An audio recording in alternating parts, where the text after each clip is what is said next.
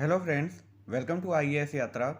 Friends, MCQ practice question test series का ये पांचवा वीडियो है और मुझे उम्मीद है कि आपको बाकी सभी वीडियो अच्छे लग रहे होंगे और उनसे आपको ज़रूर कुछ जानने, समझने और सीखने को मिल रहा होगा। तो फ्रेंड्स, शुरू करते हैं हम आज के वीडियो को।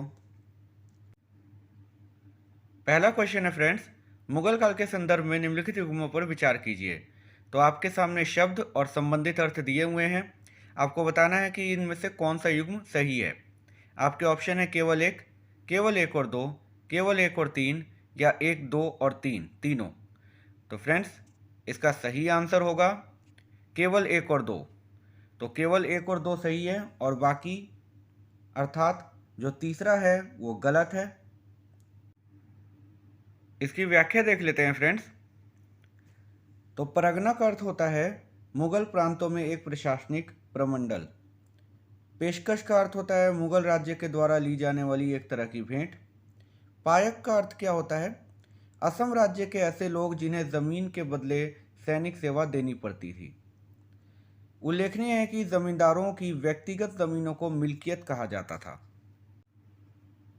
नेक्स्ट क्वेश्चन है फ्रेंड्स, सूची एक को सूची दो से सुमेलित कीजिए तथा नीचे दिए गए कूट का प्रयोग कर सही उत्तर चुनिए। सूची एक में आपके सामने घटनाएं दी हुई हैं और सूची दो में समय दे रखा है। आपको घटनाओं और समय का सही मिलान करना है। आपके ऑप्शन है ए 4-3-2-1, बी 1-2-3-4, सी 1-3-2-4 और डी 3-2-1-4।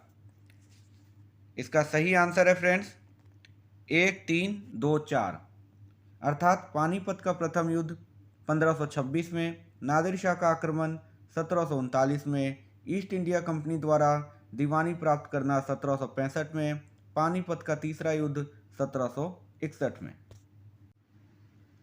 नेक्स्ट क्वेश्चन है फ्रेंड्स, आईने अकबरी में दी गई प्रशासनिक जानकारियों के संदर्भ में निम्नलिखित कथनों में से कौन सा कथन असत्य है? फ्रेंड्स, मैं अपने प्रत्येक वीडियो में आपको ये बताता रहता हूँ कि आपको क्वेश्चन को एक नहीं दो बार पढ़ना है। कौन सा कथन असत्य है या सत्य है या सही है या नहीं है, क्या पूछा जा रहा है, ये आपको ध्यान से पढ़ना है। फिर आपको अपने ऑप्शन को पढ़ते हुए आंसर टिक करना है। नहीं तो कई बार ऐसा होता है कि हम क्वेश्चन को ध्यान से नहीं पढ़ते हैं और सत्य की जगह हम असत्य या सत्य की जगह सत्य पढ़ लेते हैं जल्दबाजी में और आंसर हम गलत टिक करके आ जाते हैं। तो फिर हमें नेगेटिव मार्किंग का सामना करना पड़ता है। तो फ्रेंड्स, आपको ध्यान से पढ़ना है क्वेश्चन को। ऑप्शंस देख लेते हैं फ्रेंड्स। इसमें 14 प्रांतों की विस्तृत जानकारी दी गई है। इसके अनुसार सयूरगल दान में दिया गया राजस्व अनुदान था। इसके मुल्क आबादी भाग में उत्तर भारत के कृषि समाज का विस्तृत वर्णन मिलता है। इसमें सूबों तथा उनकी प्रशासनिक और वित्तीय इकाइयों अर्थात सरकार, महल और परगना का विस्तृत वर्णन मिलता है। तो इन चारों कथनों में से आपको बताना है कि कौन सा कथन असत्य है और इसका सही आंसर है कि इसमें 14 प्रांतों की विस्तृत जानकारी दी गई है, अर्थात आपका कथन एक गलत है। इसकी व्याख्या देख लेते हैं। आईने अकबरी के तीसरे भाग मुल्क आबादी में 12 प्रांतों की चर्चा की गई है। तो कथन एक गलत है। इसमें 14 प्रांतों की चर्चा नहीं की गई है, 12 प्रांतों की चर्चा की गई है और अन्य सभी कथन सही हैं। आईने अकबरी एक 16वीं शताब्दी का ब्यौरेवार ग्रंथ है। इसकी रचना अकबर के ही एक नवरत्न दरबारी अबुल फजल ने की थी। इसमें अकबर के दरबार, उसके प्रशासन के बारे में चर्चा की गई है। नेक्स्ट क्वेश्चन है फ्रेंड्स, जमींदारी के संदर्भ में निम्नलिखित कथनों पर विचार कीजिए। पहला कथन है जमींदार राज्य की ओर से जनता से कर वसूलते थे। दूसरा कथन है इनके अपने किले तथा सैनिक होते थे। तीसरा कथन है जमींदारी के कारण गांव में मौद्रीकरण की प्रक्रिया में तेजी आई। तो इन तीनों कथनों में से कौन सा कथन सही है आपको बताना है। आपके ऑप्शन है केवल एक, केवल दो, केवल एक और तीन, या एक, दो और तीन, तीनों। तो फ्रेंड्स, इसका सही आंसर होगा एक, दो और तीन, तीनों ही कथन इसके सही हैं। इसकी व्याख्या देख लेते हैं फ्रेंड्स। जमींदार राज्य की ओर से जनता से कर वसूलते थे और इसके बदले में उन्हें वित्तीय मुआवजा मिलता था।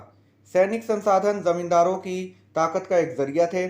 ज्यादातर जमींदारों के पास अपने किले भी थे और अपनी सैनिक टुकड़ियां भी। जमींदारी की खरीद फरोख्त से गांवों में मौद्रीकरण की प्रक्रिया में तेजी आई और इसके अलावा जमींदार अपनी मिल्कियत की जमीनों की फसल भी बेचते थे। नेक्स्ट क्वेश्चन है फ्रेंड्स, मुगलकालीन अर्थव्यवस्था के संदर्भ में निम्नलिखित कथनों पर विचार कीजिए। आपके सामने यहाँ दो कथन दिए हुए हैं, आपको बताना है कौन सा कथन सही है।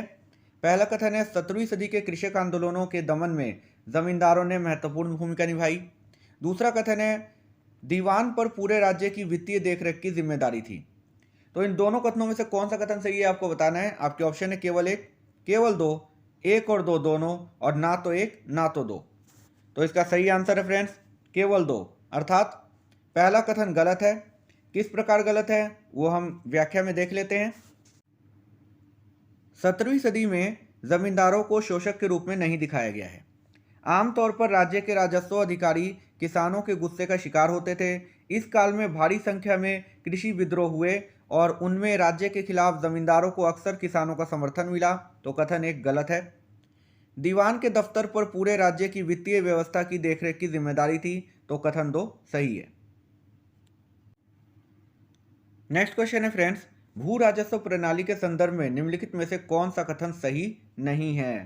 तो आपको ये बताना है कौन सा कथन सही नहीं है। तो पहला कथन है जमा निर्धारित रकम थी तथा हासिल वास्तविक रूप में वसूली गई रकम। अमील गुजार को आदेश था कि वसूली नकद में करे। हर प्रांत में केवल जुती हुई जमीन की नपाई की जाती थी। जमीन पड़ती, पोलज, चचर और बंजर में बंटी हुई थी। तो इनमें से आपको बताना है कि कौन सा कथन सही नहीं है। तो आपका सही आंसर है हर प्रांत में केवल जुती हुई जमीन की नपाई की जाती थी, अर्थात कथन सी गलत है। इसकी व्याख्या देख लेते हैं फ्रेंड्स। हर प्रांत में जुती हुई तथा जोतने लायक दोनों तरह की जमीन की नपाई की जाती थी। तो कथन सी गलत है और अन्य सभी कथन सही है। उल्लेखनीय है कि जमीन चार भागों में बटी थी। पड़ती या पड़ौती वह जमीन जिस पर कुछ दिनों के लिए खेती रोक दी जाती थी ताकि वह पुनः उर्वर हो सके। पोलज इसे कभी खाली नहीं छोड़ा जाता था। चचर यह जमीन 3-4 वर्षों तक खाली रहती थी। बंजर वह जमीन जिस पर 5 या उससे अधिक वर्षों से खेती नहीं की गई हो। नेक्स्ट क्वेश्चन है फ्रेंड्स, मध्यकाल के संदर्भ में निम्नलिखित कथनों पर विचार कीजिए। पहला कथन है अमीन प्रांतों में राजकीय नियम कानूनों का पालन सुनिश्चित कराता था। दूसरा कथन है मनसबदारों को नगद तथा जमीन दोनों रूपों में भुगतान किया जाता था। तीसरा कथन है कनकूत तथा भावली फसल के रूप में राजस्व उगाने के दो तरीके थे। तो इन तीनों कथनों में से कौन सा कथन सही है आपको बताना है। आपके ऑप्शन है केवल एक, केवल दो और तीन, या एक, दो और तीन, तीनों। तो इसका सही आंसर है एक, दो और तीन, तीनों ही कथन सही हैं फ्रेंड्स। इसकी व्याख्या देख लेते हैं फ्रेंड्स। अमीन एक अधिकारी था जिसकी जिम्मेदारी यह सुनिश्चित करना था कि प्रांतों में राजकीय नियम कानूनों का पालन हो रहा है। मनसबदारी पर राज्य के सैनिक व नागरिक मामलों की जिम्मेदारी थी।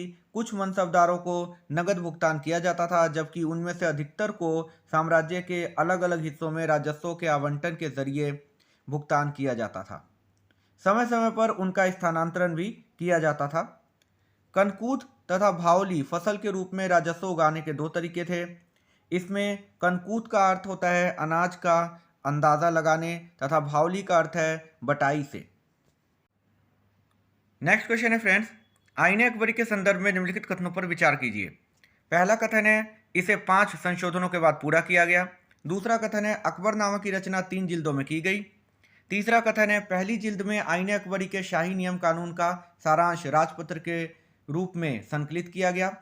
तो इन तीनों कथनों में से कौन सा कथन सही है आपको बताना है। आपके ऑप्शन है केवल एक, केवल दो, केवल एक और दो, या केवल एक और तीन। तो इसका सही आंसर है फ्रेंड्स केवल एक और दो, अर्थात तीसरा कथन यहाँ गलत है। कैसे गलत है वो देख लेते हैं, इसकी व्याख्या देख लेते हैं फ्रेंड्स। आईने अकबरी को अकबर के शासन के 42वें वर्ष अर्थात 1598 ईस्वी में 5 संशोधनों के बाद पूरा किया गया। तो कथन एक सही है। अकबरनामा की रचना 3 जिल्दों में हुई। पहली 2 जिल्दों में ऐतिहासिक दास्तान पेश की गई। तीसरी जिल्द में आईने अकबरी को शाही नियम कानून के सारांश और साम्राज्य के एक राजपत्र के रूप में संकलित किया गया।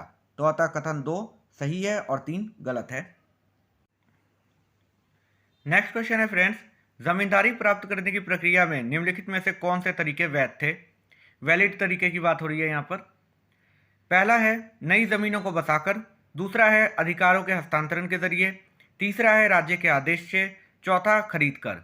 तो इन चारों में से कौन से तरीके सही थे वो बताने हैं आपको, और आपके ऑप्शन है केवल 1 और 2, केवल 2 और 3, केवल 1, 2 और 3, या 1, 2, 3 और 4।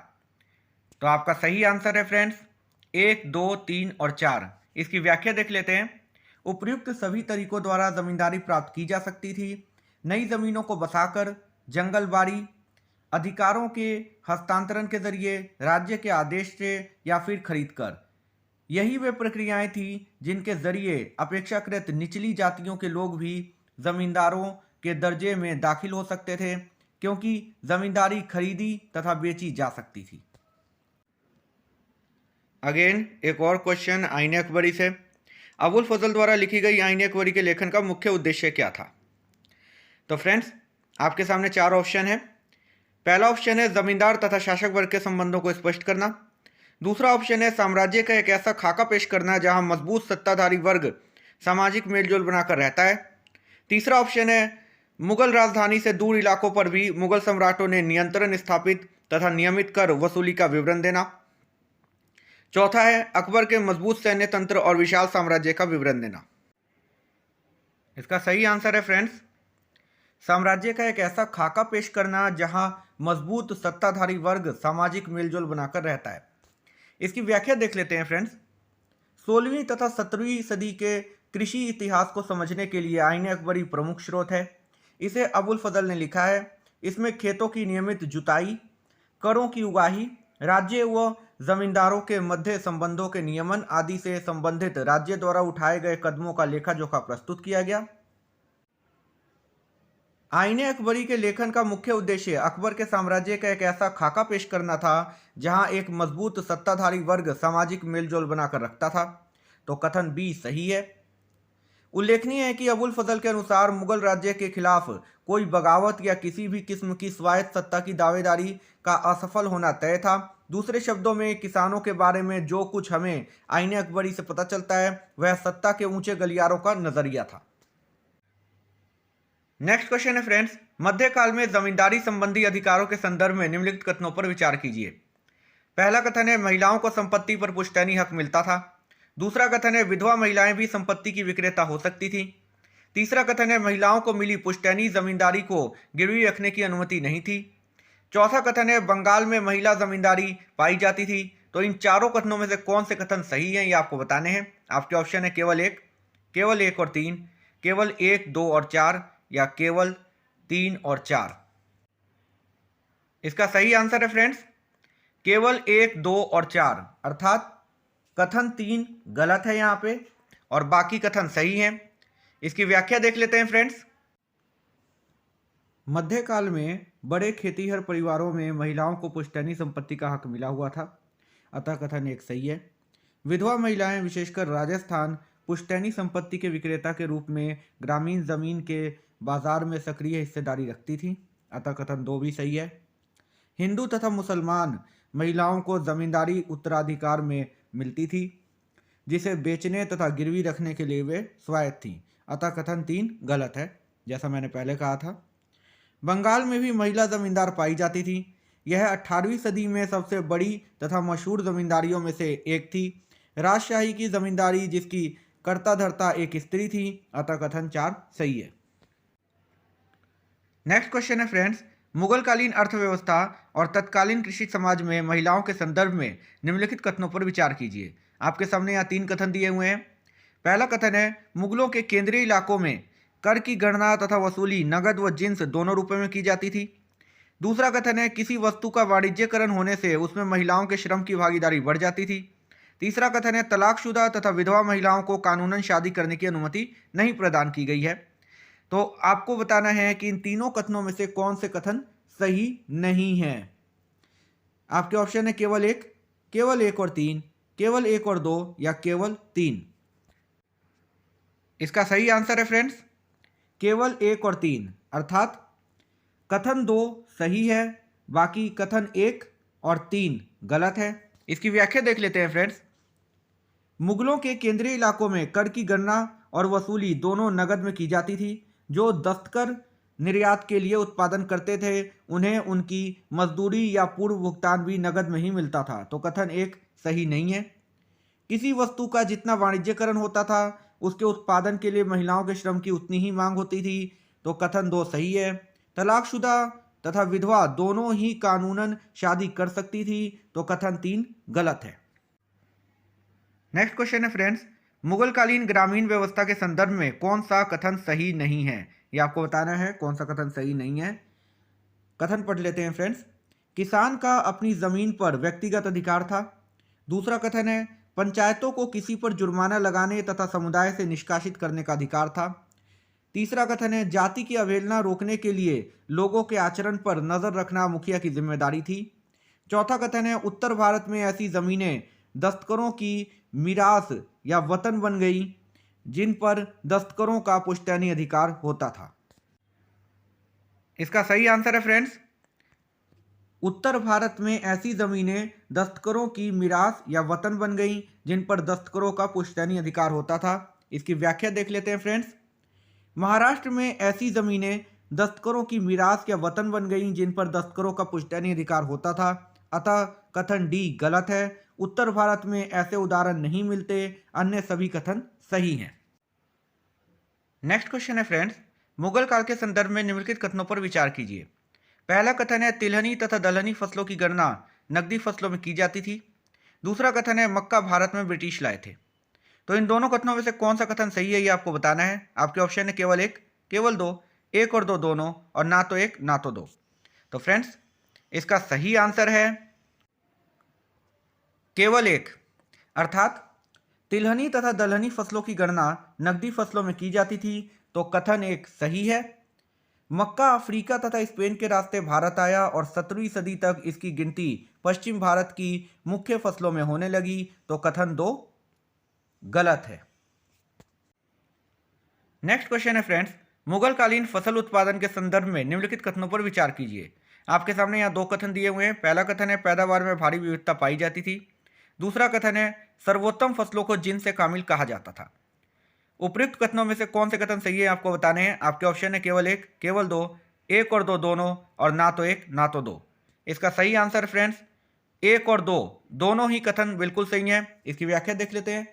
मुगल काल में जहां बारिश या सिंचाई के अन्य साधन हर वक्त मौजूद थे, वहां साल में 3 फसलें भी उगाई जाती थीं। आगरा में 39 किस्म की फसलें उगाई जाती थीं, जबकि दिल्ली में 43 फसलों की पैदावार होती थी, तथा बंगाल में सिर्फ चावल की 50 किस्मों के उत्पादन की जानकारी मिलती है।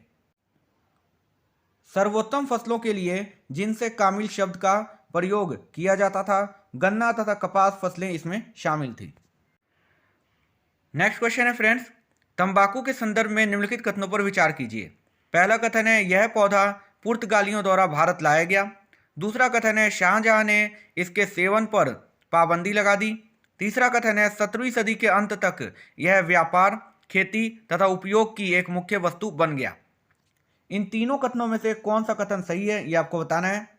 केवल एक और दो, केवल एक और तीन, या केवल तीन।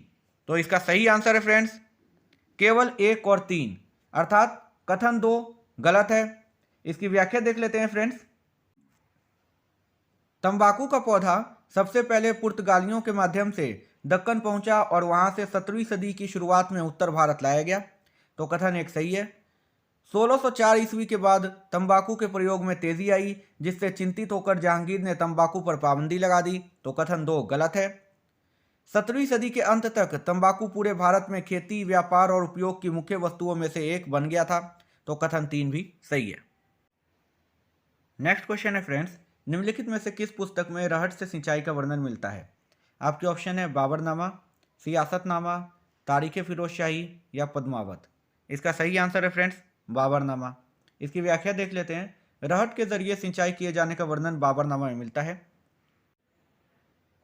बाबरनामा या तुझके बाबरी मुगल साम्राज्य के पहले सम्राट बाबर की आत्मलिखित जीवनी है। यह उन्होंने अपनी मातृभाषा चगताई तुर्की या तुर्की भाषा का पुराना स्वरूप में लिखी थी। हालांकि चगताई भाषा विलुप्त हो चुकी है, आधुनिक उज्बेक भाषा उसी की वंशज है और उसे बोलने वाले उज्बेक लोग बाबरनामा पढ़ सकते हैं। इस किताब को चगताई और उज्बेक भाषाओं के साहित्य का एक महत्वपूर्ण अंग माना जाता है। ये बाबरनामा का आप एक दृश्य देख सकते हैं यहाँ पर। फ्रेंड्स, बाबरनामा के विषय में थोड़ा डिटेल में बात कर लेते हैं। बाबरनामा को मुख्यतः 3 हिस्सों में बांटा जा सकता है। पहला दौर 1494 में फरगना के राजा बनने से लेकर 1503 तक का है। इस दौरान उसे अपना पैतृक राज्य गंवाना पड़ा। दूसरा दौर 1504 में काबुल का शासक बनने से लेकर 1525 तक का दौर है। अप्रैल 1526 में दिल्ली का बादशाह बनने के बाद से लेकर सितंबर 1529 तक भारत के पूर्वी हिस्सों में सत्ता का विस्तार आत्मकथा का अंतिम दौर है। बाबरनामा की पांडुलिपि में 1508 ईस्वी से लेकर 1519 तक का विवरण उपलब्ध नहीं है। बाबरनामा में दर्शाए गए प्रत्येक चित्र की खासियत यह है कि हर एक चित्र के बीच में कभी ऊपर कभी नीचे या कहीं कैनवस के खाली पड़े हिस्सों में जहां जगह खाली बच रही हो वहां फारसी में तस्वीर के बारे में जानकारी लिखी है। बाबर ने अपनी किताब में कहा है, सन 1504 ईस्वी में बर्फीले तूफान के बीच अपने 300 साथियों के साथ मातृभूमि फरगना से चलकर हिंदू कुश पर्वत को पार करते हुए उसने काबुल में प्रवेश किया और खुद को वहां का शासक घोषित कर दिया। सन 1511 ईस्वी में उसके राज्य की सीमाएं ताशकंद से काबुल और गजनी तक फैल गई थी, जिसके तहत समरकंद, गोखारा, हिसार, कुंदुज और फरगना शामिल थे। चारों तरफ पहाड़ों से घिरे काबुल के फलों की उसने बड़ी तारीफ की है, जिसमें अंगूर, अनार, खुमानी, सेब, नाशपाती, बेर, आलू बुखारा, अंजीर और अखरोट जैसे फलों का विवरण है। बाबर ने अपनी किताब में अफगानिस्तान की गर्म घाटी में पैदा होने वाले गन्ने, संतरे, गलगल के बारे में भी लिखा है। संस्मरण में हिंदुस्तान की ओर से लाए जाने वाले पशुओं, गुलामों और वस्त्रों के अलावा तरह तरह के मसालों और शक्कर का भी जिक्र किया गया है। अब फरगना घाटी के विषय में जान लेते हैं। फरगना घाटी मध्य एशिया का एक क्षेत्र है जो पूर्वी उज्बेकिस्तान, किर्गिस्तान और ताजिकिस्तान में विस्तृत है। मध्य एशिया का यह इलाका वैसे तो काफ़ी शुष्क और रेगिस्तानी है, लेकिन इस त्रिकोण आकार की वादी में नरीन नदी, कारा दरिया और उसके विलय से बनने वाले सिर दरिया की वजह से यह घाटी हरी भरी और उपजाऊ है। अंतरिक्ष से फरगना घाटी का एक दृश्य आप देख सकते हैं यहाँ पर। नेक्स्ट क्वेश्चन है फ्रेंड्स, मुगल काल के संदर्भ में निम्नलिखित कथनों पर विचार कीजिए। पहला कथन है, जमींदार वर्ग के लिए मुजरियान शब्द का प्रयोग किया जाता था। दूसरा कथन है, वे खेतीहर जो दूसरे गांव में ठेके पर खेती करते थे पाही कास्ट कहलाते थे। तो इन दोनों कथनों में से कौन से कथन सही है ये आपको बताना है। आपके ऑप्शन है केवल एक, केवल दो, एक और दो दोनों, और ना तो एक ना तो दो। तो फ्रेंड्स इसका सही आंसर है केवल दो। केवल दूसरा कथन सही है और पहला कथन गलत है। इसकी व्याख्या देख लेते हैं फ्रेंड्स। मुगल काल के भारतीय फारसी स्रोत किसान के लिए आमतौर पर रैयत या मुजरियान शब्द का इस्तेमाल करते थे, तो जमींदार के लिए नहीं, ये रैयत या किसानों के लिए किया जाता था। 17वीं सदी के स्रोतों से दो प्रकार के किसानों का वर्णन मिलता है, खुद काश्त और पाही काश्त। इसके अर्थ क्या होते हैं वो भी देख लेते हैं। खुद काश्त वे किसान थे जो उन्हीं गांव में रहते थे जिनमें उनकी ज़मीन थी। पाही काश्त वे किसान थे जो दूसरे गांव में ठेके पर खेती करने आते थे। लोग अपनी मर्जी से भी पाही काश्त बनते थे अगर करों की शर्तें दूसरे गांव में बेहतर हों और मजबूरन भी, मसलन अकाल या भुखमरी के बाद आर्थिक तंगी। तो फ्रेंड्स ये है इस वीडियो का अंत, और उम्मीद करता हूं कि आपको इस वीडियो से ज़रूर कुछ जानने, समझने और सीखने को मिला होगा और आपको ये वीडियो अच्छा लगा हो। और यदि आपको ये वीडियो अच्छा लगा हो तो प्लीज़ एक लाइक करना ना भूलें और कमेंट सेक्शन में अपना फीडबैक ज़रूर दें। और फ्रेंड्स यदि आपके कुछ क्वेश्चन हैं तो वो भी आप कमेंट सेक्शन में लिख सकते हैं, मैं उसका आंसर जल्द से जल्द करने की कोशिश करूँगा। तब तक के लिए friends goodbye, take care, do take very good care of yourself. अपना ख्याल रखिए friends. Thank you for watching.